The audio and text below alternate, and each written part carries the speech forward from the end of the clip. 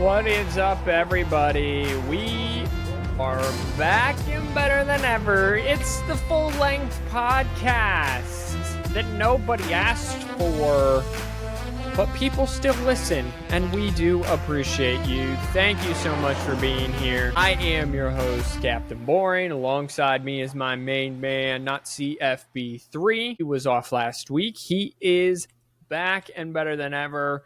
A week 5 that was rather exhilarating in all the time slots, noon, 3:30, and 7:30, with both of the night games, the premier night games, coming down to the wire.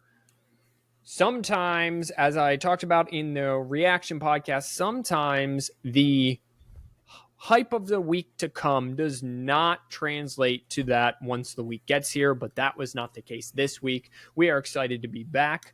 Robert, I'm excited to have you back. Let's start with the game in Happy Valley, the whiteout conditions. People heard my thoughts already on it, so what were your overall thoughts on that game? Well, for 3 quarters, Penn State got punched in the mouth, and for 1 quarter, Penn State played like they knew how to play football. But this is what happens when you play terrible teams for 3 games, and then you get your glorious bye week that Penn State always gets before a big game, and then they play someone that actually has a defense, someone that has an offense, and it took them 4 quarters just to figure out this is how we play Big Ten football again. But, James Franklin moves to only winning 16% of his top 10 games, which, you love to see that. Oregon, I think, looked good, but I think last year's Oregon team looked better. They looked more explosive than this year's. They have a great rush defense, so Bear Alexander kind of ate up Penn State's offensive line and running backs. I don't know if they put out like an APB or anything in Happy Valley in State College, but they got to find the running backs because I don't know where they went. I think even more so, they got to put out an APB for Drew Aller. And Robert, I'm going to give you some names, and I'm not trying to trick you at all. I just want to give me your overall assessment. Would you say that Cade Klubnik is a good quarterback? I'm not trying to trick you. Give me your this season. Okay. Would you say DJ Lagway is a good quarterback? No. Okay. I mean, it's turning out to be no. Okay, great. That's fine. That's kind of more where this is going. All righty. Would you say that Mark Gronowski of Iowa, sorry if I'm mispronouncing your last name, is a good quarterback? It's kind of a loaded question because you don't really know. Right. Because it's Iowa. They don't play. He throws a good ball. So what do all of those quarterbacks have in common? Their QBR, multiple touchdowns. Their QBR is 46.9. DJ Lagway's is also 46.9. Cade Klubnik's is 45. Drew Aller's is 48.4. Let's just take a look at DJ at Florida, Iowa, and Clemson. They all have multiple losses on the season. Some of them have 3 losses on the season. I believe Iowa only has 2. But multiple losses. And I would confidently say Iowa, Florida, and Clemson are out of the national championship contender picture. Am I wrong in saying that? Clemson could be iffy because I think Clemson can still win their way into their conference championship. And then their path, I think, is easier than what everyone else Their path is easier, but I'm just here telling you now, Clemson's not a national on the list, at least my list. So now you have a quarterback in Drew Aller whose QBR is 48.4, so just slightly above all of the quarterbacks of all the teams I just listed. And you expect him to lead Penn State, who has a national championship roster, especially on defense, to a national championship. Drew Aller is below in total QBR among the likes of Nico Iamaleava. How's their season looking out? Ryan Brown from Purdue, Kevin Jennings from SMU, Arch Manning, Okay, Arch Manning has not looked, we have all admitted Arch Manning has not looked good. Malik Washington, he's a true freshman. Owick McCown, he's from UTSA. These are all teams where if you are Drew Aller, you have to be in the neighborhood of the following. Carson Beck, who's 16. Fernando Mendoza, who's 15. Julian Sayin, who's 14. Dante Moore, the quarterback who just beat him, 13. I would even take a Bryce Underwood and Dylan Raiola, who are 26 and 27, respectively. They have a Drew Aller problem in Happy Valley. Now, I said in the reaction pod, Robert, I would not be surprised because Aller has all the talent in the world that if he gets drafted and he goes to a quarterback coach, offensive coordinator guru, that he turns out to be on a development track of Patrick Mahomes or really any top quarterback because he does have all the torque in the world. Simeon went back and watched the 2016 Texas Tech Oklahoma game. He texted the group chat and said, Patrick Mahomes was not a good quarterback in college. You echoed that sentiment. Could we be looking in the future and saying, hey, Drew Aller was not good in college, but now he's a stud in the NFL? Maybe, who knows? But he is Penn State's problem. He is why they are all Penn State is off my national contender list. Is Penn State, because of Drew Aller, off of yours? Or do you think it's more coaching holding that team back? What do you think is holding this team back from being a top-tier team? Right now, I don't know, because I kind of think it's a combination of kind of multiple things. I think Drew can still be a very good quarterback, but I don't think Penn State as a whole is built for that. Penn State is built like how Michigan was built. Michigan was going to run the ball, and pass to the tight end, maybe a deep shot here and there, where Penn State's almost the same way, where you have two running backs that are going to keep feeding the ball, and now it's 3rd and 6, 3rd and 7. Now we're taking that long shot. You know, they got bailed out a lot last year because of Tyler Warren.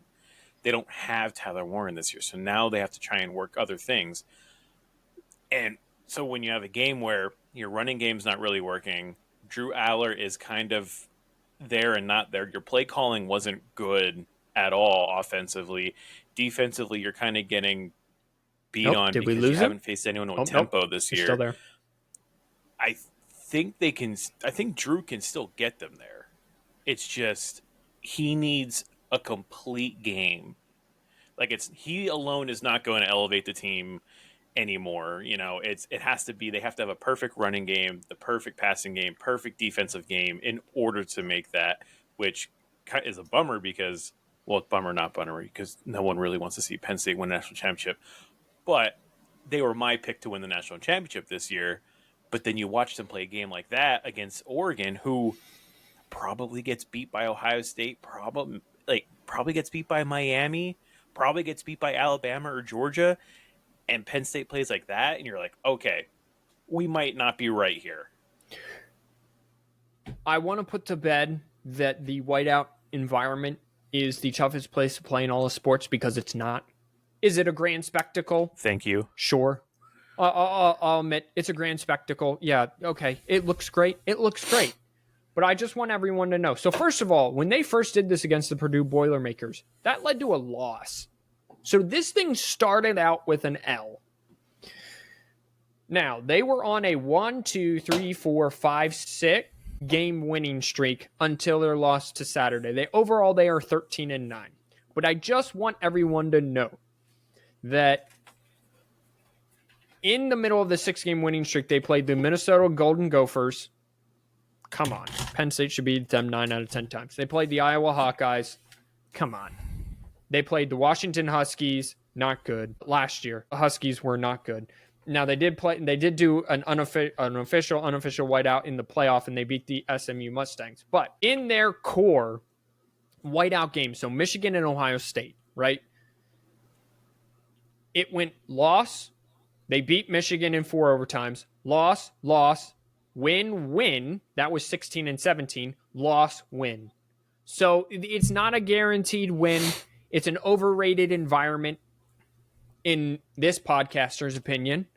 Is it a spectacle? Sure, I'll give you that, but it doesn't guarantee a win. No one fears it anymore. No one fears Penn State. People can say, "Oh, the lower schools fear the environment."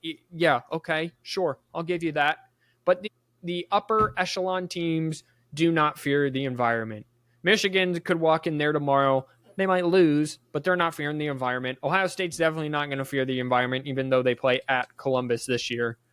I think Indiana comes to town, right? Indiana, Kirk Cincinnati will not tolerate that team to fear that environment. So Penn State, it's a good spectacle, but let's just go ahead and leave it at it being a spectacle and nothing else. All right, let's go ahead and talk about some coaches getting fired. Sam Pittman, this is about a year too late in my opinion, but he has been dismissed as the Arkansas head coach. I don't even kind of really want to talk about that. I more want to talk about the fact that Bobby Petrino's circle of coaching has come full circle. Sam Pittman at the University of Arkansas his record is 32-34. So congratulations to him. Just a little over 500 at the University of Arkansas. But Bobby Petrino, he takes over as the interim. He was once the head coach here, which then he crashed a motorcycle, found out that he was sleeping with someone on staff who he gave a position on staff, was giving public funds to that were meant for the university, so he was dismissed. Do you think he gets the job? Do you think Arkansas goes another way? Thoughts on the overall Arkansas head coaching vacancy? I kind of feel like you would go the other way, right? You know, it was kind of a shit show to start. I don't think you'd want to go back to it. It wasn't awful, but it's a kind of a different era where I think we're going to start seeing. It's also not that lucrative of a job like it's Arkansas. I think Arkansas is going to start pouring money into it. Do they have to? Yeah, well, they have to. But they got the Walmart people. Like Walmart, the headquarters, I don't know. The headquarters of Walmart, I don't know if you know this, are in Fayetteville. So it's in Bentonville. It's a big kind of Arkansas University of Arkansas tie with Walmart. So, I mean, the money is there to be have, but whether or not they'll commit to it, I don't know.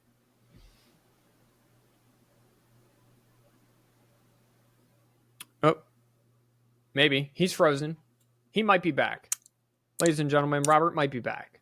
So we'll just have to see how the Arkansas Sam Pittman, he was 32-34 at his time at Arkansas, so just below 500, which essentially is what that job was.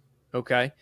Essentially the job at Arkansas was do the best you can and then just kind of, be around 7-6, 8-4 and win your bowl game. Well, now in this expanded playoff, that's not going to cut it for mid-tier SEC teams. They want to be in the playoff, especially people with money. So Robert is saying, am I frozen? Well, he's trying to reconnect now. So I will just keep talking until Robert kind of gets on here. Maybe I can remove him from the chat. Let's see here. Okay. So let's then jump into, I want to play a game, but let's jump into something else. And that is, here he is. Maybe. Are you back?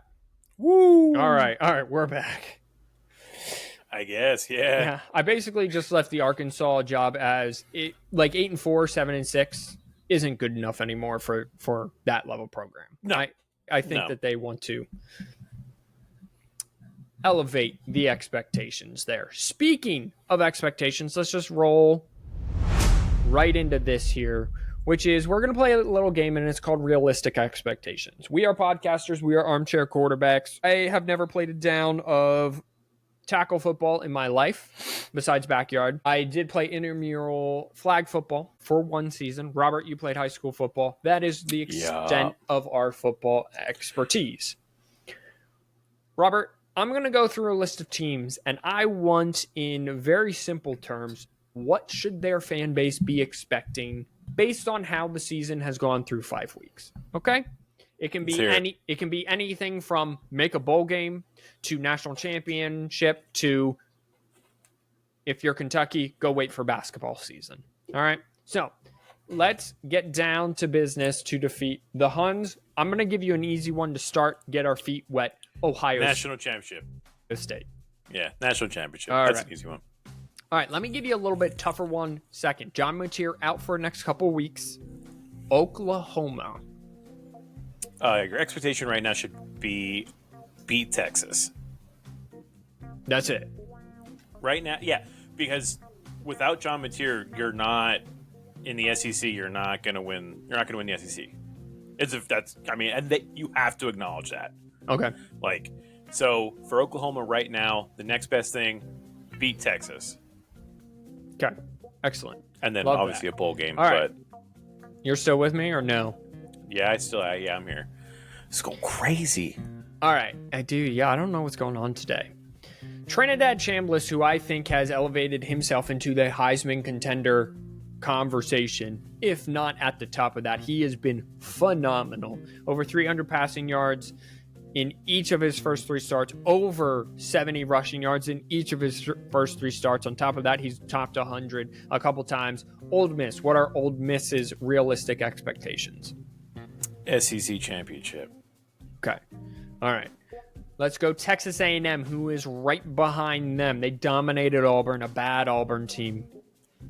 Right now, your expectation should be an SEC championship. Okay. All right. Let's go to a loser from Saturday, and that would be the Georgia Bulldogs. What is Georgia's expectation? National championship. Okay. You still think Georgia's good enough to win a natty? Yeah, I think they still can. They can do it. They just have to A, not play Alabama again, or B, not play Alabama again. So okay. Yeah, Texas win next week. Is your expectation from you're not looking impressive. So actually, it should be to beat Oklahoma because that's your only hallmark win at that point. Okay. All right. Indiana. For Indiana, your expectation should be Big Ten championship. Okay. All right. Are you sold on that? You sound unsold on Indiana. Am I sold Indiana's going to do it? No, absolutely not. But for Indiana, that should be their expectation, is to win that Big Ten championship. I think they really only have to. Well, they get Oregon and they get Penn State. So they win those 2 games. That's pretty much. You just got to play Ohio State then. Okay. Let's go to the Big 12. Number 11 right now, Texas Tech. Walked into Utah a couple weeks ago, kind of handed it to Utah. So where it has a very expensive roster, took 10 months to build. Texas Tech. From their fan standpoint, it should be the Big 12 championship. From the boosters, it should be national championship. Okay. Then let's flip it to a program who doesn't really use the transfer portal as lucratively as Texas Tech. I will say that. Iowa State. Big 12 championship. And I just want to clarify for the listeners, when you say any conference championship, does that automatically then mean in the playoff? Do the champions still get into the playoff, right? Correct. It's just not, they just aren't 1, 2, 3, 4. Okay. All right. Yes, you are correct. Right? Yeah. Yes. Okay, yeah. Yeah, they should make, then their goal should be to win the conference championship, gets them in the playoff. Do I think that they win that national championship? No. Okay. Let's go to the other half of where game day will be come this week when they are in Tuscaloosa for Alabama Vanderbilt. Let's talk about Vanderbilt a little bit. Having a tremendous season. 5-0 for the second time in 80 years, which is a wild thing to say. Diego Pavia has really elevated that program so far this year. Vanderbilt's expectation realistically are... win next week. Okay. Excellent. For Vanderbilt, it's easy. You just win the next game. That's your expectation because you just haven't won the next game consistently ever. Notre Dame's expectations the rest of the season are make the playoffs. That's got to be your expectation because you can't win a conference if you're not in one. And they are on my short list of 5 teams that are on my national contender list. I've been very impressed with Notre Dame. Yeah, well, that's the thing is, we give Notre Dame a lot of gripe because of who they are, what they stand for, and what their fans are. Even though it's a school of higher education, usually the IQ is pretty low. But nice. We kind of said it about CJ Carr, where he's going to figure it out. He just needed a little bit of time, and they found it out. They started figuring it out against Arkansas. Whether Arkansas's defense was just really that bad, or they were figuring it out offensively and defensively, we'll find out as they keep playing. Notre Dame should continue to progress, continue to climb their schedules easier than easy. But again, no more ranked games. So there's nothing to hang the hat on right now. And, if they go all the way to number 10 by the end of the season, and you're sitting there, how do you put Notre Dame in over, I don't know, we'll say LSU right now, who's at 13, when LSU has technically a better win? Okay. Let's go ahead and talk about Florida State. Florida State suffered a loss to 4-1 Virginia, number 24 Virginia. Now, they dropped in 10 spots from 8 to 18. I thought it was a little steep because, some people have, off nights or whatever. Florida's nothing wrong with their offense, little defense problem there. The realistic expectations for the Seminoles out of Florida State are ACC championship, and then hopefully, do I think they're a national championship team right now? No, they got to figure some stuff out. But ACC championship should be their goal right now, realistically. Alrighty, I'm going to group a set of teams together that I think are the same answer, but let me know if one is an outlier or not. And that is Tennessee, Georgia Tech, Missouri, and Michigan. Okay, you're grouping them together for what? If you want all of them as one answer? In my mind, it's all one answer for this group of teams, but if you disagree with that and you want to put them in other categories, feel free. So Tennessee, Georgia Tech, Missouri, and Michigan. Okay. What are their expectations? Oh, I thought you were going to tell me what your word was, and I was going to agree or disagree on that. I'm like, all right. You're just waiting for me to keep talking. Yeah, I'm waiting for you to answer. You're like, okay. For them, the expectations for Tennessee, Georgia Tech, Michigan, and Missouri. I mean, your conference will make the playoffs. That should be your expectation. It's kind of it's there. All those, those 4 teams can easily do it, but we'll see. That is, in my mind, what it was. Tennessee, I don't think is an SEC title contender. Neither is Missouri, Michigan. I think the outlier there would be Georgia Tech. I do think that they are good enough because of how they play offense. They play very complementary football. They could win the ACC, and the fact that the ACC is incredibly down this year. Are they the high? Besides Miami, I mean, they could go toe-to-toe with Miami, right? So, yeah. But I do think for all of those, the playoff is well within limits, well within the sight of the program for this year. All right, everybody, I did leave out some teams, so I do apologize, but that was realistic expectations brought to you by you, the fans, the listeners. Thank you, everyone, for listening. Go ahead and hit like and subscribe and share if you wouldn't mind. Follow us everywhere. Follow us on the socials at 4th and 1 Podcast.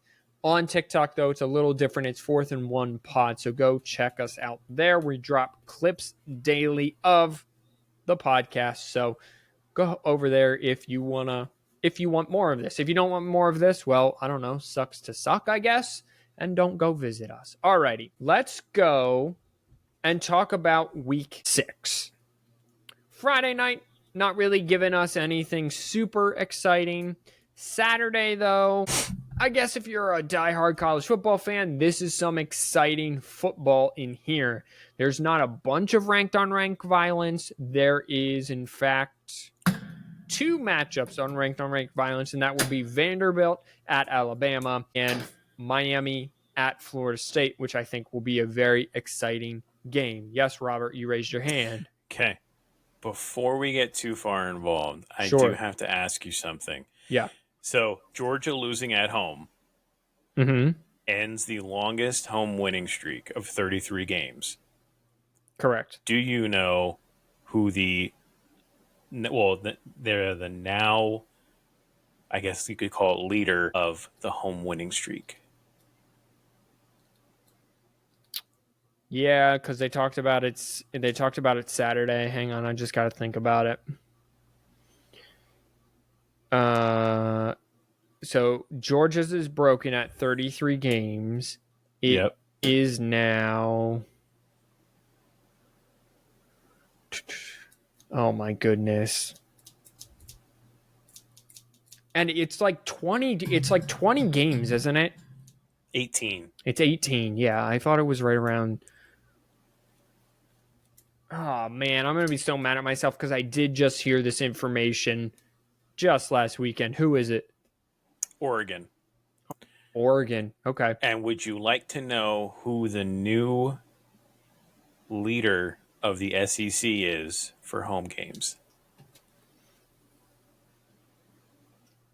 Like in terms of most SEC wins, home wins? No, like home winning streak. Oh, home win streak. Yep, they have not lost at home in a couple years. It's 15 games. So maybe a little over 2 years.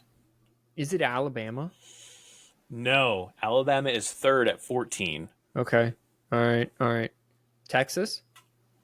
Nope.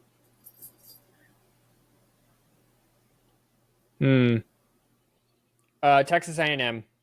Nope. All right, I'm out of guesses. Who is it? Missouri. Interesting. And guess who plays Missouri in 2 weeks in Missouri? Georgia? Alabama. So cool. Alabama could end that streak for Missouri. Like they ended the one for Georgia. Yep. That is classic Alabama. The things you learn. The things you learn. You learn something new every day. Do you think Kalen DeBoer's kind of righted the ship for this season? I'm going to say that all right, give DeBoer credit, but I think it's more the seniors on that team probably have got together. Ty Simpson has become a much better quarterback. He's not scrambling for his life.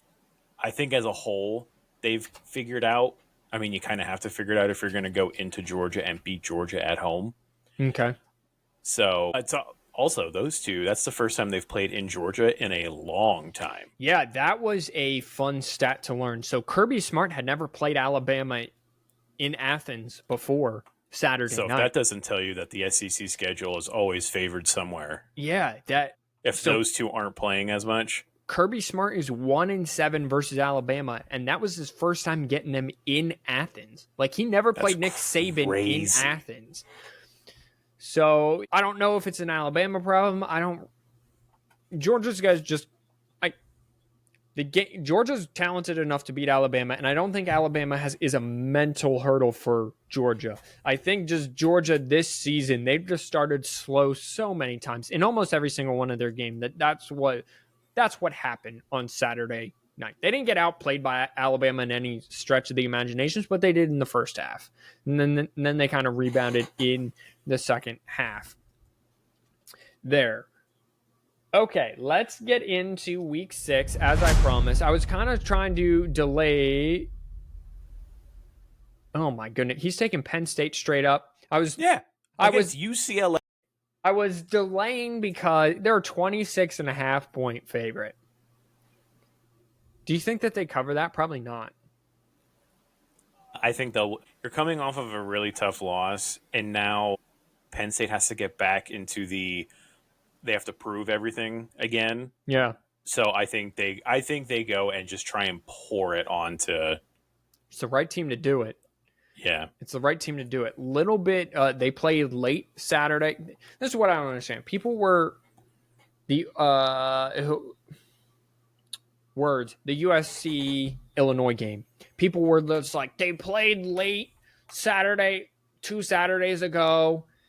They played Michigan State at 11 p.m. Eastern. Now they're playing at 12 p.m. Eastern, and their body clock's going to get all messed up. I'm like, so they played football to their body clock at 8 p.m. Eastern and now 9 a.m. Eastern. Like, people wake up and do stuff by 9 a.m. all the time. Oh, yeah. They're acting like these time changes are really affecting anyone. I think the time change is bigger for Penn State. Penn State played until midnight Eastern and now is playing at noon Eastern on the West Coast. That's a bigger now, it's a week in between, so there really shouldn't be any difference. But like, they're acting like USC's loss was attributed to the fact that they had to stay up until a normal time on Saturday night. Yeah, we don't want to attribute to the fact that USC would turn the ball over as much as they did, or that their corners couldn't cover anything. You know, and USC also has a ton of injuries. But yeah, I don't know. When they start trying to say that playing at one time versus another time, there's a week in between. It's not like the teams are flying in Saturday morning from the East Coast to the West Coast, you know. Right. It's not like Illinois left at midnight, flew all the way there, got there at 9 a.m., suited up and played the damn game. Now, they're going the day before, or if not 2 days before, they get some acclimation, and then they play the game. And again, these kids are sleeping in. These kids are millionaires, most of them. Yeah, if they're big enough. So it's like the hotels are also nice. They're not staying at a Motel 6. Yeah. They're not. That's the perfect way to put that. Okay. Yeah. It might be a Hilton, but a Hilton's still pretty good. Okay. Yeah. All right. The air conditioner might rattle a little bit. You know, now Oregon coming to Penn State, they didn't stay in State College. They stayed outside of State College just to avoid the Penn State fans, which is a super smart move. I'm sure now to give people the understanding of where State College is, imagine taking a dart and throwing it in the middle of a forest. That's kind of State College. And there's nothing around it. No, it's on top of a mountain. Yeah, it's on top of a mountain. There's nothing there. So those hotels might not have been the greatest, but again, it was not like a Red Roof Inn. Right. It wasn't a microtel. It was a microtel. Wow. Yeah. Yeah, dog. You're showing your redneck there, Rob. I stay at microtels, bud. Hey. $63 a night. Yeah. Hey, do you get bug bugs and do you get a good night's sleep? No and yes. Okay, great. No, I don't get bed bugs, but yes, I do get a good night's sleep. Then guess what? That's all you can ask for. Yeah, right? Exactly. You don't want bed bugs and you want a good night's sleep. All right. I guess this is my ninth attempt to talk about week 6, but hey, I love these little rabbit trails here that we go on. All right, so let's just start with Georgia, Kentucky. Georgia coming off, I do not expect this to be a game. The line is 20.5. My bigger question is to you, to the fan base, comment down below. Is Georgia going to cover? Is Georgia going to win by 21 or more points? That's what it's asking. I'm going to say yes. Okay. Kentucky is in a state. I'm very surprised Mark Stoops still has a job. I guess if you are the Kentucky administration, you look at it and say he'll probably go 6-6. Okay, because they get Georgia, then Texas, then Tennessee. Their defense will always be good enough to keep them in a game. They're basically the SEC version of Iowa. Big Ten fans that listen, they are the Iowa of the SEC. They get Auburn, who's playing terribly. They get Florida, who's playing terribly. And they get Tennessee Tech. They could win 3 of those games. Then they get Vanderbilt. I know they're playing well now. It's still Vanderbilt. Sorry, I dropped something. And then they're playing Louisville. Okay? And your SEC. So there's 4 wins in there. Can you do it? I don't know. That's my little rabbit trail about Kentucky. So Georgia, you think, is covering the 21 points on Saturday. I think so. Okay. Georgia has to play the we got to prove it, because if Georgia only goes into this game and wins by 7, they're going to drop in the rankings. Yeah. They'll drop like that 1 to 13 or whatever, that for whatever reason they like to do to teams that still win their damn games, but whatever. I think that a loss, Kirby, in the last 2 or 3 years since they won their second national title, so however long that was, to me at least, an armchair quarterback, all of the TV interviews and the media day interviews, it went from Nick Saban, grumpy cat, yelling, whatever, to positive affirmation, can't say anything but positive about it. And he really seems to mean it. I'm not saying he's being fake, and I'm not saying Nick Saban never did that, but it has clear become that Kirby Smart has kind of changed his coaching style to treating these kids like adults. And I think that the message this week in Athens will be, guys, everyone, now we could have won that game on Saturday. We have to start faster. We have to play better earlier. We got away with it at Tennessee and Knoxville. We have to start faster when Kentucky comes to town, because Kentucky was in a 1-score game with us. We were in a 1-score game with them last year. So I do think Georgia's motivated. I think it's a game, maybe a quarter. Georgia pulls away late, and it is something like a 35-14, 35-10 type of game, maybe even 38 kind of 10 type of game there in Athens.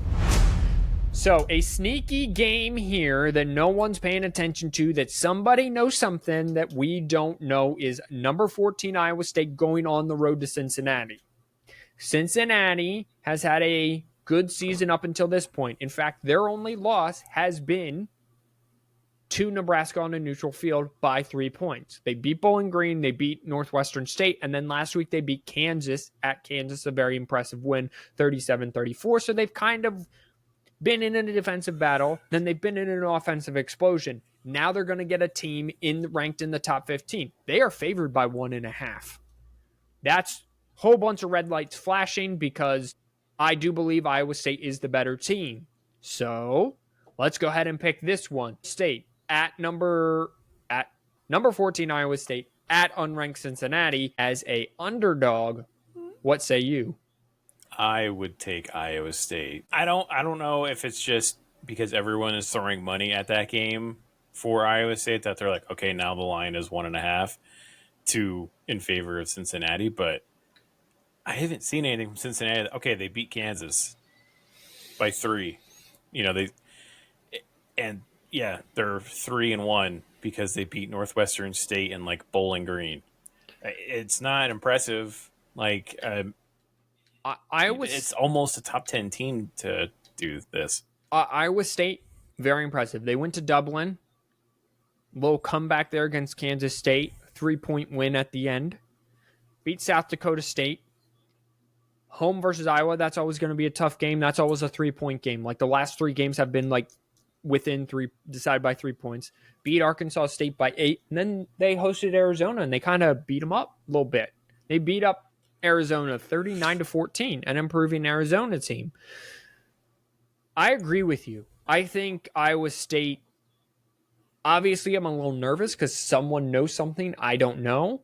I love Rocco Becht. His QBR is 81. He's thrown for 1,100 yards. They run the ball very well.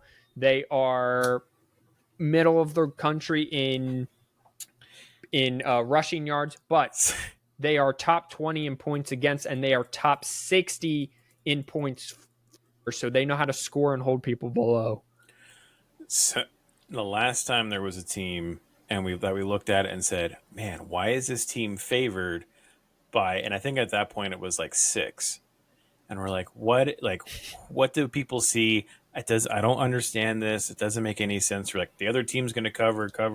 And then that team came out and just beat the hell out of the other team. We're like, well, we were wrong. And that team was Indiana. Yeah. It was Indiana, Illinois. Yeah. If Cincinnati comes out and hangs 60 on Iowa State, and Iowa State only scores like 10, then I'm going to be like, the FBI and whoever needs to be on ESPN and on Vegas because something's not right. I would agree with you wholeheartedly. Or people get free bets because we can just keep doing this. And then you know that team that we just said, nah, they're gonna win. They're gonna get 60 hung on them. So, you know. Yeah, but you're not gonna win that much though if you're betting for the favorite. No, but so say if you went on and you bet Cincinnati to score more than 50 points, I think that's an option. Okay. You can bund. I mean, that's probably like plus 900. My guess is. All right. Wisconsin, Michigan, noon on Fox. Michigan is a 16.5-point favorite. Listen here, Wisconsin, this just is not going your way. You started off with 2 wins, then you go to Alabama, and that goes about as well as everyone expected it to. And then here's the kicker. You hosted Maryland, and Maryland kind of did whatever they wanted against you. Now you get a Michigan team off of their bye with their head coach Sharon Moore back, with a team who last time we saw them went to Lincoln and got a very impressive road victory without a head coach, with a true freshman quarterback. Bryce Underwood is improving. And I will be the first to say there's nothing wrong with their passing game. Their receivers just have to catch the ball. Their running game is back to being elite, at least the early part in this season. The defense, secondary is young. Rod Moore's going to play even more. I think that helps. But they kind of controlled that game, especially in the third quarter. If they can just stop the stupid, unnecessary penalties, Michigan will be just fine. So, Michigan, Wisconsin. If the answer is Michigan is winning, are they covering the 16.5? This is my parlay. Okay. All right. This is my leg. Is Michigan, let me do it this way. Is Michigan winning the game? Oh, God, they should. Okay. And I hope so. So I think, since this is your parlay, I won't have you pick. That's fine. Michigan's going to win this game, and they're going to cover. I do believe they're going to cover barely. I think they win by 17 to 18 points, but I do think that they cover. It's also homecoming. It's a maze out. Maze out doesn't mean anything. I'm just letting you know the fans are going to be all about it. I think Michigan is coming with an attitude, and Wisconsin's just wrong place, wrong time. I do think it is a game, though, for a half, and then kind of Michigan takes over there. Alrighty, Clemson, North Carolina, in what before the season was promised to be just an all-timer, and then we find out that North Carolina's just dog poo-poo, and Clemson is just a step above dog poo-poo. So, Clemson, North Carolina. Clemson's favored by 2 touchdowns. At this point, I think North Carolina's so bad, they should cover. Will they? I'm taking Clemson, and I'm taking them to cover. Robert, unless if you think North Carolina has the upset, I'm basically just asking you, is Clemson covering? I'm actually going to go ahead and say that even though this on paper isn't an upset, I'm going to say North Carolina beats Clemson this weekend. Wow. I think that's a hard one to swallow for Dabo if that happens. Yes. Part of me believes that right now Clemson is spiraling. Yeah. And they're gonna be kind of caught in that they got to figure something out, do whatever they got to do to try and figure it out. And I think they have not looked good at all in really any of the games. I mean, they got whooped on by Syracuse, and Syracuse just got demolished. So, I mean, you would hope that Clemson would figure it out, but I think North Carolina is going to get them at home. Okay. All right. Well, glad I asked then. These are why I asked these hard-hitting. Check back next week when you say, Robert, you said that North Carolina was going to beat Clemson, and I say, yep, well, I'm not always right. Yeah, and I'll say, Robert, you do know that North Carolina lost 59-0, right? Yes. Or Clemson very well could lose this game. I am not putting it past anybody. All right, let's go ahead and skip ahead to 3:30 games. Let's get down to the nitty-gritty. Texas at Florida. 3 weeks ago, this was a ranked on ranked violence game. I think that this game is very interesting. We are at the Swamp. Lagway has not looked impressive up until this point in the season. 5 interceptions at LSU. They have lost 3 straight games. South Florida, LSU, Miami. The South Florida game, they should have won. LSU game, I felt like their defense played well. I'm just going to go ahead and say this. Their defense is elite. Florida's defense is really, really good. But it's the fact that their offense is worse than anemic. So whatever that word is, Uncle Kevin, go ahead and drop that in the chat below. Whatever word is worse than anemic, that has been the Florida offense. They can't convert a third down. They have no deep passing game. They are putting 8 players in the box. The defense is putting 8 players in the box, and then they are asking Lagway and their running back, Baugh, I believe his last name is, to carry the team, and it's just not working. But Florida's defense, I think, keeps them in the game. I am still not a believer in Arch Manning. The tantalizing line of 41.5, I really want to take the under because I think this is a 24-10, a 24-7 type game. Because Texas's defense is really good. Florida's defense is really good. So what does that get you? A low-scoring game. I am going to take Texas to win because I believe in Arch Manning this much. And for those of you just listening, not watching, I'm holding my fingers about a half an inch apart than DJ Lagway. So give me the Longhorns to go into Gainesville and get that dub. Rob, what say you? Yeah, I'm gonna side with Texas. I think this is a very low scoring game, even maybe as like a 17-10, 17 kind of game. But like you said, Florida's defense, that's the only thing that has kept them in the games. Yeah. But their offense just keeps them out of the game. And unfortunately for Florida, Texas has a pretty good defense. So it wouldn't surprise me if Texas's offense if they score, we'll say 10 out of the 17 points, because I would say that Texas probably gets at least one defensive score. And to be honest with you, it's probably almost the same, like a copy and paste of how the LSU Florida game went. Yeah. Back and forth, back and forth, back and forth. But then it was the defensive touchdown that really separated it. Sure. So, yeah, but I think Texas wins. I actually do envision this being a 3-3 game halfway through the third quarter.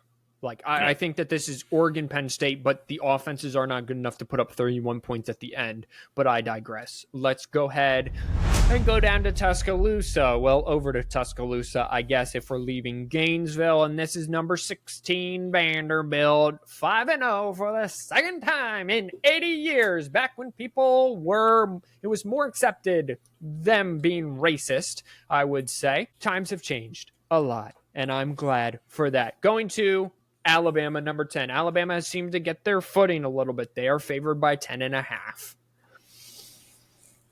Last year, revenge game, they went to Nashville.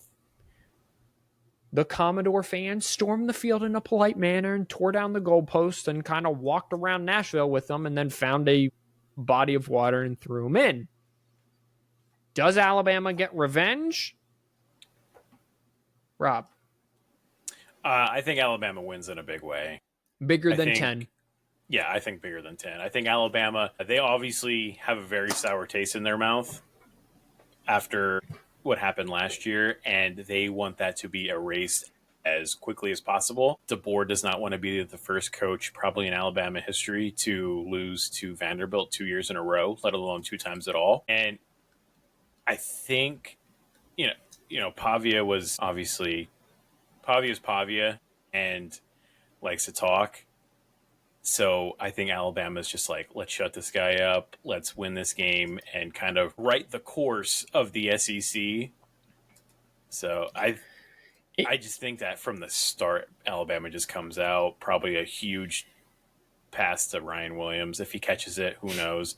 Turning out that he's actually not as great as a wide receiver is what everyone just kept saying. It's not like Robert was saying that he was not that great, but he had a nice finish to the game on Saturday. You got to give him that. He caught some key third down balls on Saturday, but yes, in general, he is overhyped, I would say.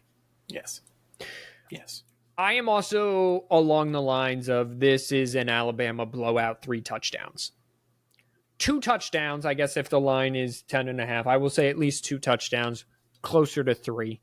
17 points, something like that. Alabama's defense doesn't get enough credit because of what happened in week 1 at Florida State, but their defense has come along quite nicely. Their defense, if I can find the little stat thing, here it is. They're top 30 in points against defense. Okay, their offense in terms of passing yards per game is 10th. They got to find a running game. They only run for about $122 a game, but they can score and they can stop people from scoring. And they held Georgia, who just put 40 plus on Tennessee, to 21. They held Wisconsin to 14, and they blanked UL Monroe. So their talent is there. It's just whether or not they come together. I think they come together in a big way on Saturday. If this game was in Nashville again, okay, yeah, maybe I don't touch this game at 10.5. Absolutely, I'm hammering the Alabama minus 10.5 against Vanderbilt on Saturday. Yeah.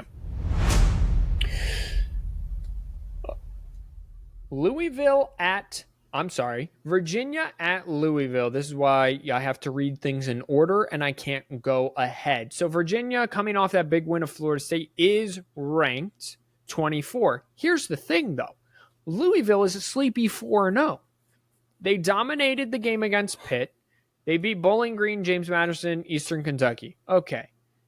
Their next 2 games are Virginia, then at number 3, Miami, then Boston College, Virginia Tech, California, Clemson, SMU, Kentucky. Could we be looking at Louisville being a contender in the ACC? I think a lot of that starts on Saturday. And just so you know, Louisville is a 7.5 point favorite over Virginia. Rob, what say you? I'm going to say this is the trap game for Louisville, because you're like, we get number 3 next week. Yeah. We get Miami. I mean, it's at Miami, but you get the team. Yeah. You're looking forward, and because you figure the entire time, you're like, all right, we play Virginia, whatever. And now Virginia's, because I'll even talk bad about Virginia because this is the one time in 50 years. They're like Virginia typically is like the Vanderbilt of the SEC in general.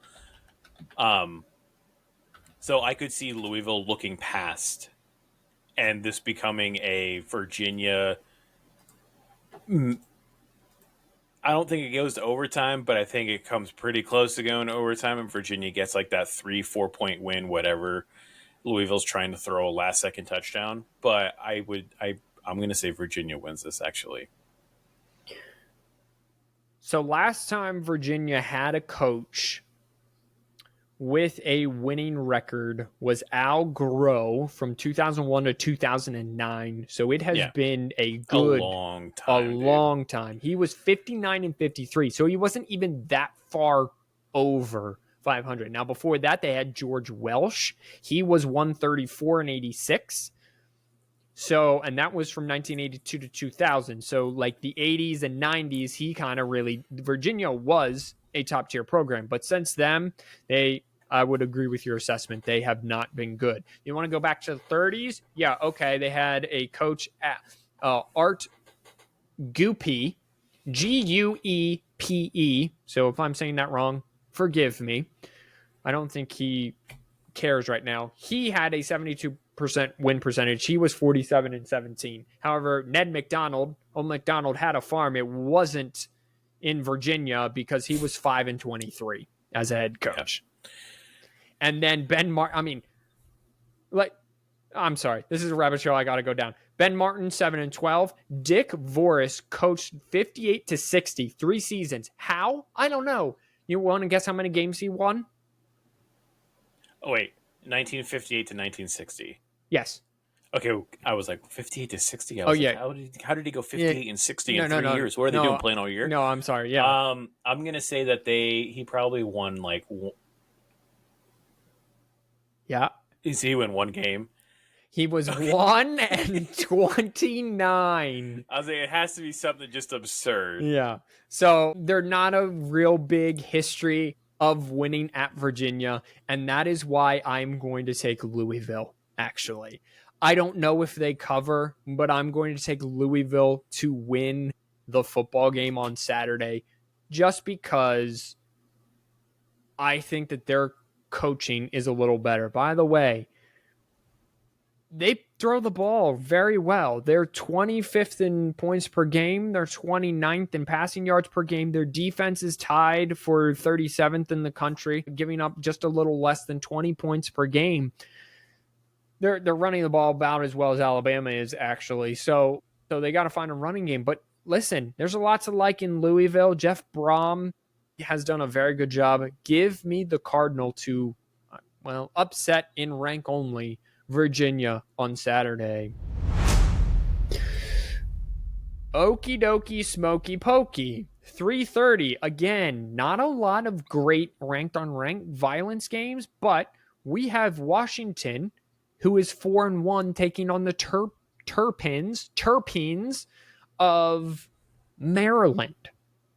They are at home, and the Maryland Terrapins are 4-0.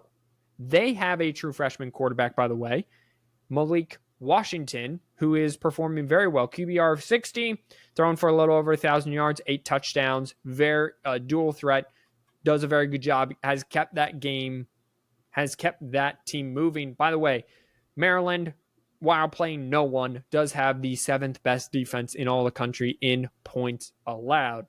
Washington traveling cross country to Maryland, 3:30 game, Big Ten Network. Washington is favored. Rob, what say you? Well, if there's anything that we know about West Coast coming to East Coast going to West Coast, it's usually not that great for the traveling team. Yeah. Watching Washington when they played Ohio State, I was not impressed with Washington, or not impressed with Washington really at all. They didn't look like their record, in my opinion. Sure. I'm gonna take Maryland, and I mean, plus the points, like plus 6.5. So okay. I think Maryland handles them. I think Jed Fish got out coached. He was coaching like he had the better team. And so he kind of played with that philosophy, and he kind of should have just thrown caution into the wind and just let his young quarterback take control of the offense. That didn't happen. I think he learns from this. I think Maryland's defense is because of strength of schedule, not because of how good the talent is, even though I'm sure that the talent is very good, and I believe they do have 2 true freshmen on that side performing very well this year. Give me Washington, but it is not a cover of 6.5. Alrighty, then let's jump down to Nebraska and Michigan State. Again, not ranked on rank, but both teams are 3-1. If you are Nebraska, you have to win this game because you were expected to beat Michigan. Many people picked Nebraska to beat Michigan. You did not. You are now 0-1 in the Big Ten. You cannot go 0-2 in the Big Ten. I know you have your sights set on a possible Big Ten championship. That's fine. Still very achievable. You have to get better at stopping the run. And you have to get better at Dylan Raiola taking the check down and becoming someone other than Patrick Mahomes Jr. Because at this point, it is blatantly obvious. Michigan State going on the road to Lincoln. It's a 4 o'clock start on FS1. Nebraska's favored by 11.5 points. By the way, Michigan State cannot stop the run either. Spartans or Cornhuskers, Rob? I'm going to go ahead and take the dumb pick, and I'm going to go Michigan State. I'm actually also taking Michigan State. And I don't know why. Both of these teams really don't look that impressive. You look at Nebraska when they played Michigan. Nebraska, they get the Hail Mary, whatever. It's one of those things where which one of these teams is going to lose by 3 points? Yeah. Who's more likely to lose by 3 points? Nebraska. So give the 3 points in Michigan State, and we'll move on. Yeah.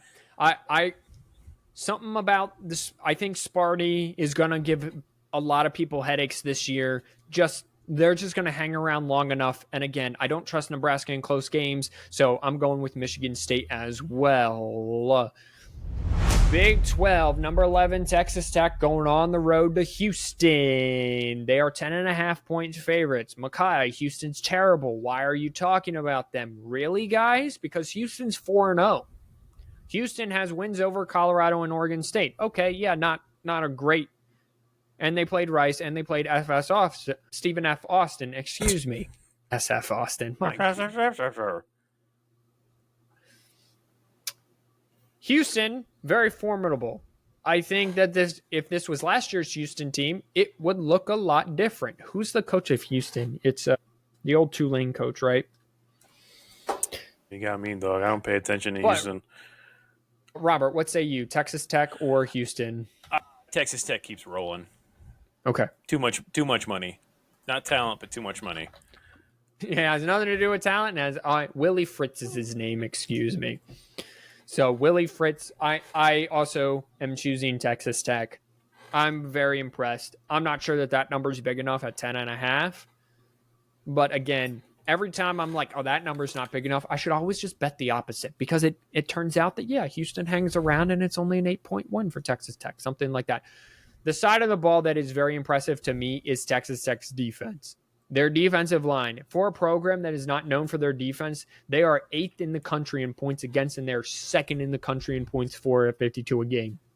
I know a lot of that came out of conference with Arkansas, Pine Bluff, Kent State, and Oregon State.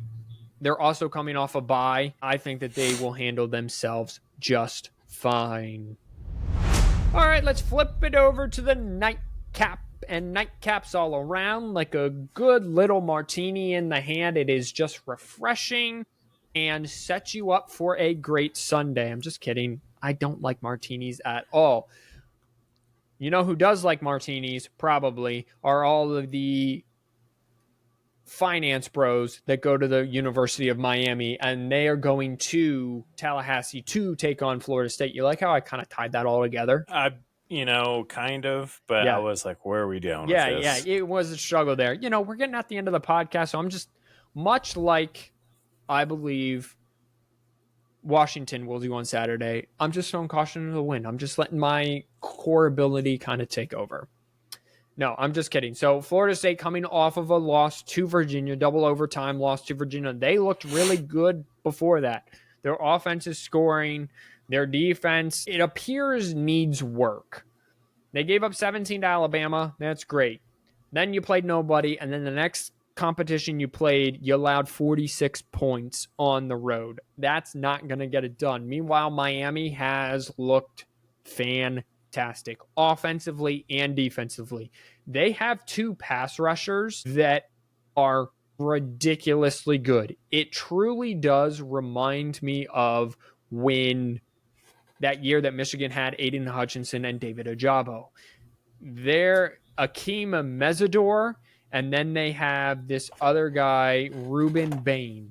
They are 2 men wrecking crew. They have wrecked every single game I have watched of Miami this year, and that would be 2 games, and they have just shut down. They've been closers. When the game is late against Florida, those 2 got home. When it was the game late against Notre Dame, those 2 got home. They are absolutely wreckers. I'm going to go first in this. I am going to take Miami because that defense is nasty. I say they play with hostile, controlled aggression, and I stand by that. Give me the Hurricanes to beat Florida State. They are 4.5-point favorites. I think this game is going to be very close. And I think it's going to be one of those games where when it's all said and done, you're going to go, that was a fight. That wasn't a football game. That was a fight. I think Miami wins this game, but I think they win. Like it goes back to the old Miami Florida State games, the wide left, wide right, wide right. Yeah. I think that's kind of back where we're headed. I think Florida State kind of drank their own Kool-Aid a little too much when they walked into Virginia, and that's going to bit them, and that's how they ended up losing. But I think it's just going to be a brutal game, hard-hitting, smash-mouth football, refreshing, I would say, for this rivalry. But I think Miami still wins this game. Okay, excellent. Excellent. So 2 Miami Hurricane picks there. And then finally, we will close with this game. It is Mississippi State going on the road to Kyle Field, home of the 12th man, to take on number 6 Texas A&M. Mississippi State is my surprise team of the year because I did not expect them to be 4-1 at this point. Did not expect them to beat Arizona State. Did not expect them to look as good as they did at Tennessee. Did they lose? Yes. But am I counting it as a win for this program? Historically, within the last 10 years, absolutely I am. They're going on the road to Texas A&M, a team that has kind of become a chameleon. They can win a high-scoring game against Notre Dame on the road. They can win a low kind of beat them up, drag them out through the mud slog in Auburn, 16-10. A team that can kind of fit that mold, that can beat you any which way, is a team that is dangerous the further they get into the season. So, with that being said, A&M are a staggering 2-touchdown favorites. I think Mississippi State kind of comes out and plays a little better than people are giving them credit for. I think that this is a potential trap game for Texas A&M. Now, their next couple of opponents are, after Mississippi State, are Florida and Arkansas. But this is the time period where old Texas A&M teams slip up in one of these weeks, because after that, then they get LSU 13 ranked. Then they get 19th ranked Missouri. Then they get South Carolina before they finish off the season with Texas. I'm going to take the Aggies, but I do not think that they cover. And I do think that this is an upset alert bid type of game. It's pretty much along the same lines. I was going to take Texas A&M to win the game, but I think Mississippi State definitely keeps it within the 14.5. Would not surprise me if this comes down to an odd 5-point game, and either Texas A&M is going to have the ball almost last, and they're going to try and run the clock out, and they do something. They don't run the clock out, so they have to punt it back to Mississippi State. Mississippi State's the one that has the ball last, and they just can't get the ball in the end zone. So, but yeah, I think Texas A&M still wins. Okay. All right. So, let's go to the giveaway. No responses yet again. Do people not want money? We are now up to $50 on the season, everyone. So, that's awesome. Isn't that's it? So funny. Isn't it? That's so funny. I can't give away $50. We're so bad. We're so bad at podcasting that I can't give away $50. I'm just gonna start telling people at work.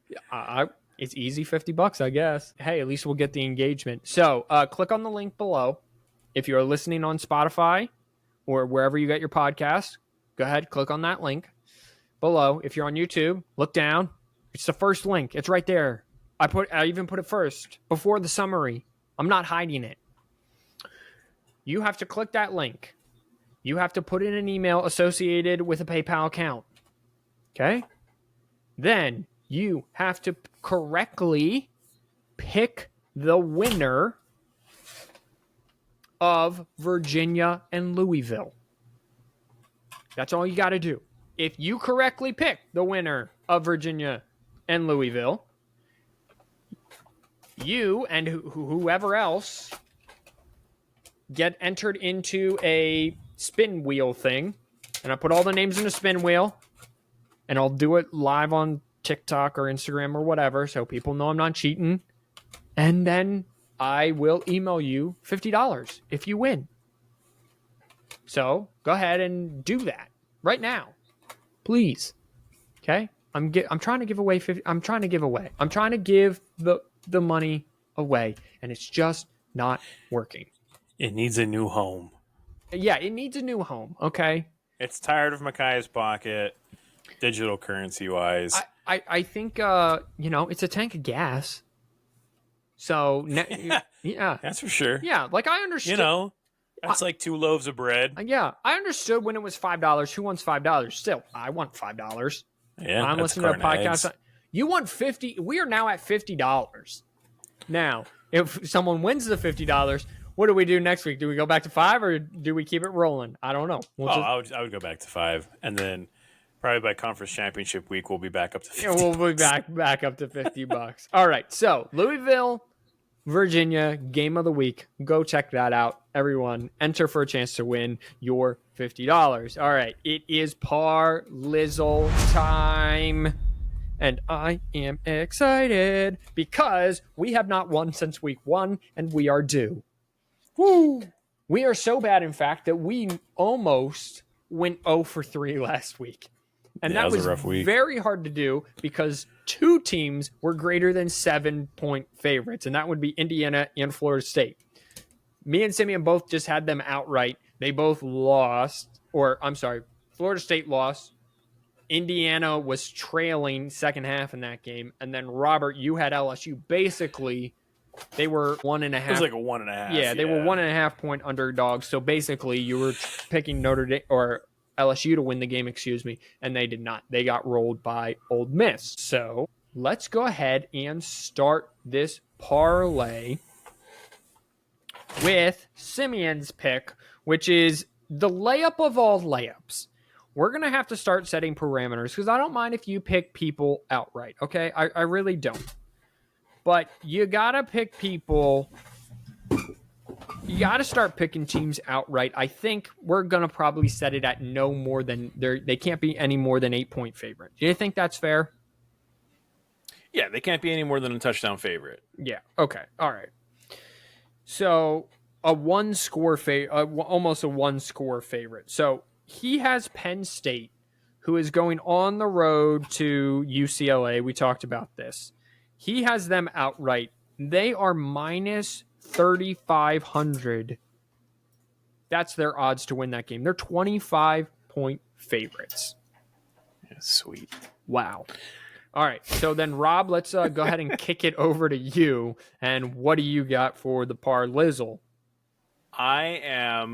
So for Michigan, Wisconsin, I think this game, like we kind of talked about, going to be a little closer at halftime. Michigan pulls away for the win, but I do think that Wisconsin keeps it within the 16.5. Okay. So Wisconsin plus 16.5. Okay. Well, we are now back to plus 100 odds. I am going to go to that game in Gainesville.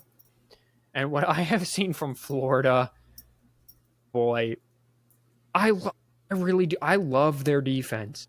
Love their defense. It's their offense that is just good. And Texas's defense is really, really good. They haven't allowed more than 10 points all season. Oh, I'm sorry. They did allow 14. They haven't allowed more than 14 points all season. And their 14 was to the number 1 team in the country, Ohio State. On the road at Ohio State. I think maybe they score 24 points against Florida, and I think Florida maybe scores 10. I'm taking the old adage of they're under until they're not, and give me the under of 41.5 of Florida, Texas. And I didn't make that decision until I was kind of scrolling through here. Again, maybe that's a bad sign. I'm not sure. Those odds are now plus 283. So, Penn State money line, Wisconsin plus 16.5. The under total points of Texas, Florida, 41.5 is plus 283, which means that if you bet $10, you would win $28.34. Let's go. All right, everybody. Well, we have taken up enough of your time. Thank you for being here. I appreciate you all. Don't forget to like, subscribe, share. Share with your family and friends. Wash your hands, you filthy animals. Have a wonderful college football Saturday. We'll see you next week.